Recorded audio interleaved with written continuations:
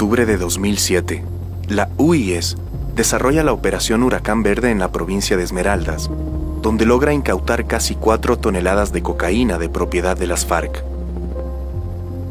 En el contexto de esa operación, detectan la entrada de un avión marca Grumman, tipo GLF-2, que aterrizó sin autorización previa en el antiguo aeropuerto Mariscal Sucre de Quito. Increíblemente, el avión permanece 13 días en el hangar presidencial. El avión que utilizaron los narcotraficantes, recuerdo el nombre del piloto, era Miguel Arévalo Kressler, mexicano, era militar, piloto. Él vino con este avión y llegó a estacionarse en el hangar presidencial. En las llantas de ese avión trajeron el dinero para comprar la droga. El avión, era un avión privado, y de acuerdo a la ley, los aviones o los vuelos internacionales solo podían realizarse por 2 aeropuertos, que era el de Quito y el de Guayaquil. Entonces, este avión ingresó lógicamente al aeropuerto de Quito, pero cuando ya iban a hacer la operación los narcotraficantes para cargar la droga, se trasladó al aeropuerto de Táchina. En Esmeraldas llegó el avión y la droga ya estaba en camino. Lamentablemente, por la penetración también hacia la Policía Nacional a grupos, pudieron darse cuenta de la operación que estábamos haciendo nosotros, nos tocó adelantar y el avión despegó desde Táchina y fue a México. Nosotros capturamos la droga, capturamos la estructura de los narcotraficantes y pudimos ya establecer más amplio la estructura que estaba relacionada justamente con las FARC. De acuerdo a los convenios que tenemos en México, se logró enviar la información. El avión llegó a México, el avión fue detenido y el piloto también. Cuando hicieron un escáner de todo el avión, encontraron las partículas de droga. O sea, no era la primera vez que ese avión iba a transportar droga. Entonces ya determinamos cómo funcionaba esto. Y ahí pudimos observar muchas de las cosas. Por eso digo, la penetración del narcotráfico a las instituciones gubernamentales. Gracias a Huracán Verde, la UIS pudo determinar varios nexos de las FARC con miembros de la Policía Nacional y, lo más grave, con funcionarios del gobierno de Rafael Correa.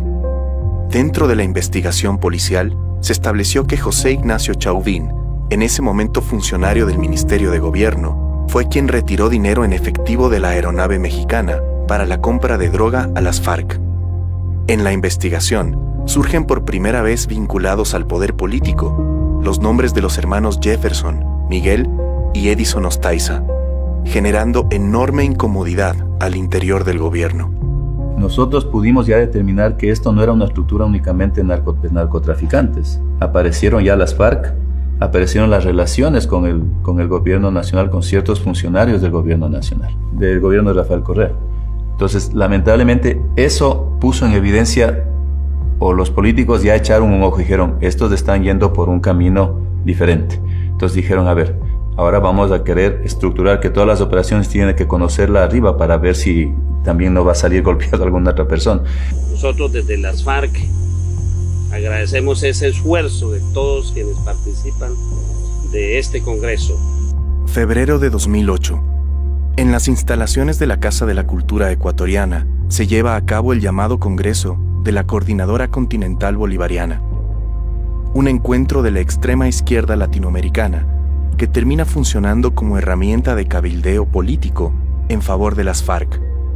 La autorización para ese evento fue solicitada por María Augusta Calle, militante del partido de gobierno. Terroristas de las FARC, vinieron de ETA, vinieron de Perú, del Tupac Amaru, de Bolivia, entonces eso ya veíamos que era otra estructura. Aquí yo supe que había gente de la ETA porque el embajador de España me vino a decir que cómo era posible que se hayan reunido en Angostura, o en Quito, guerrilleros de todo el mundo. Hubo una gran conferencia internacional, de la que luego salieron como en un picnic guerrillero al campamento de Angostura, antes del bombardeo. Los objetivos políticos de este Congreso fueron consolidar frentes de apoyo a las FARC, cabildear para su reconocimiento como fuerza beligerante y discutir la conformación de un ejército en América Latina dirigido por ese grupo. Esperamos que este Congreso produzca conclusiones, tareas, definiciones que contribuyan a hacer realidad el pensamiento bolivariano. Es necesario que nos pronunciemos en este Congreso por la libre autodeterminación de los pueblos, para que la insurgencia colombiana sea reconocida como fuerza beligerante, para que sea excluida igualmente del listado de los terroristas. Empieza a Correa a no determinar a los grupos terroristas como tal, porque claro, se iría contra muchas leyes internacionales. Entonces ya no los determina así. Y ya no determina por eso tampoco a ningún grupo político ni que se lo determine como terrorista. Un grupo subversivo, ¿no? Que no estoy en absoluto de acuerdo con ellos. Hay ramas que se han desviado, que incluso tienen financiamiento de droga y todo eso, pero hay otra gente que lucha por ideales, totalmente equivocada, pero esa gente no se la puede llamar terrorista. 3 días después de ese encuentro, el 1 de marzo, las Fuerzas Armadas colombianas bombardean el campamento de las FARC en Angostura, territorio ecuatoriano. A ver, Emilio, continuate un ratito, tengo una llamada supuestamente urgente del presidente Uribe. Era el presidente Uribe para informarme que en la madrugada de hoy se dieron combates muy fuertes en la zona del Putumayo entre el ejército colombiano y fuerzas de la FARC.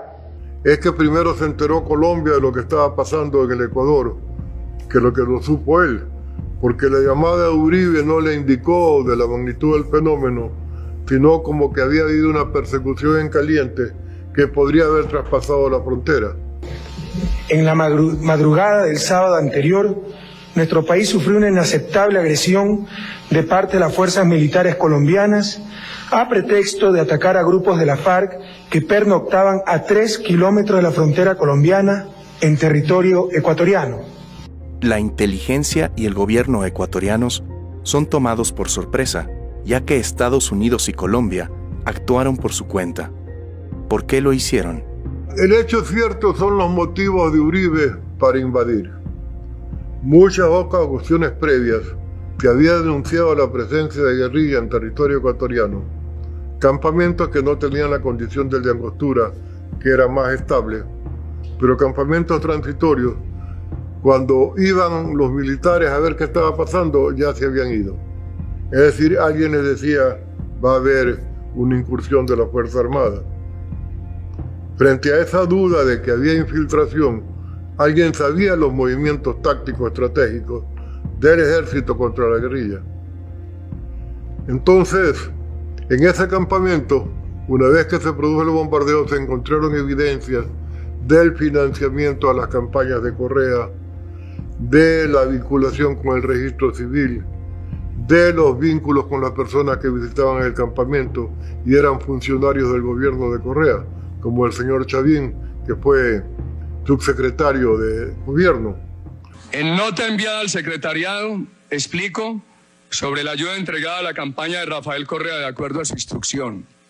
Sí, lo de Angostura fue la punta del iceberg, como decía, de un fenómeno que se había profundizado en el Ecuador más de lo que la gente sabía. Encontrar cartelones del registro civil ecuatoriano en el campamento de Angostura era un indicador del volumen de la penetración y los vínculos que manejaban en la FARC para con gente del territorio ecuatoriano. Luego de que la UIS revelara las relaciones entre las FARC y el gobierno ecuatoriano, el comandante Silva fue acusado de vender información a los Estados Unidos. Fui develado.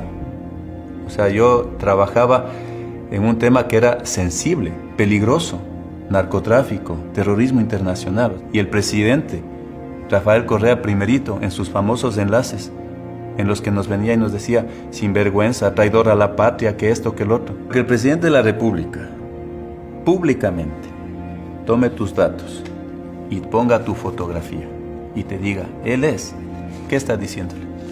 Aquí está, señores, el que hizo todas las operaciones contra ustedes. Ya no está en la policía, así que ya no tiene ningún respaldo político ni legal ni institucional. Aquí les dejo en bandeja de plata, por favor. Me expusieron públicamente ante los narcotraficantes, ante los terroristas, porque yo ya entendía hacia dónde iba todo esto. Querían mi cabeza. Con el el desmantelamiento de la Unidad de Investigaciones Especiales y tras el retiro de la cooperación internacional, el Ecuador quedaría aislado en la lucha coordinada para neutralizar a las organizaciones internacionales del delito. ¿Por qué se desmantela el Servicio de Inteligencia Nacional, acusándolo de estar al servicio de los Estados Unidos? Porque estaba haciendo lesiones al narcotráfico en el Ecuador, en alianza con el Servicio de Inteligencia colombiano. Entonces, eso es lo que hicieron. Luego, ¿qué crearon? Crearon la famosa SENAIN, que ya todo el mundo conoce para qué sirvió. Para perseguir a políticos, opositores o a las personas que estaban opuestas al gobierno de Correa. Para eso sirvió. Pocos meses después, a partir de un mandato constituyente, las fuerzas estadounidenses abandonaron definitivamente las instalaciones de la base de Manta. Que no se renovará el convenio de la base de Manta, que aquí no hay equívocos, que no hay paso atrás, que no se renovará el convenio de la base de Manta. Sin contar con la vigilancia del ejército estadounidense, Ecuador tenía la urgencia de monitorear sus cielos. Para ello, se adquirieron radares chinos que nunca funcionaron. Nosotros nos quedamos años sin radares. ¿Cómo puede ser posible? Y cuando se hablaba de estas cosas en las primeras informaciones que le transmitíamos al gobierno, Correa decía no saber nada. En síntesis, Ecuador cambió a una unidad de inteligencia contra el crimen organizado por una unidad de inteligencia política. Expulsó a su principal aliado en el combate contra el narcotráfico y dejó de vigilar sus cielos.